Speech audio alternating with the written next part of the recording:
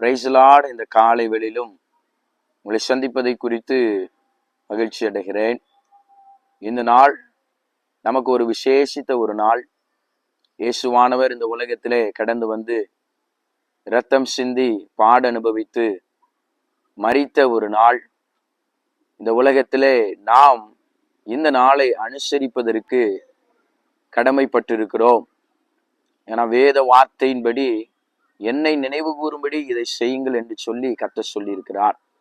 இயேசுவானவர் சிலுவையிலே அவர் தொங்கப்பட்ட வேளையிலே 7 வார்த்தைகளை அவர் சொல்லி இருக்கிறார். இந்த 7 வார்த்தையும் நமக்காக சொல்லப்பட்டது.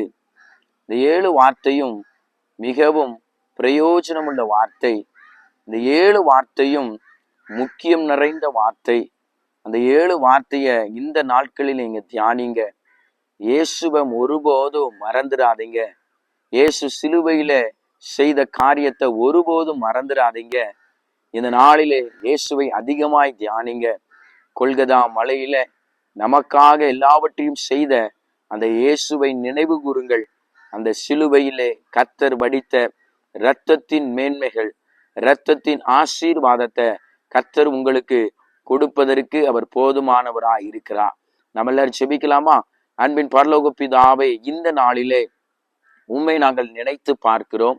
சிலுவையிலே நீ சொன்ன 7 வார்த்தைகள், சிலுவையிலே நீ சிந்தின இரத்தம், எங்களுக்காக அனுபவித்த பாடுகள், துயரங்கள், வேதனைகள் எல்லாவற்றையும் நினைத்து பார்க்கிறோம்.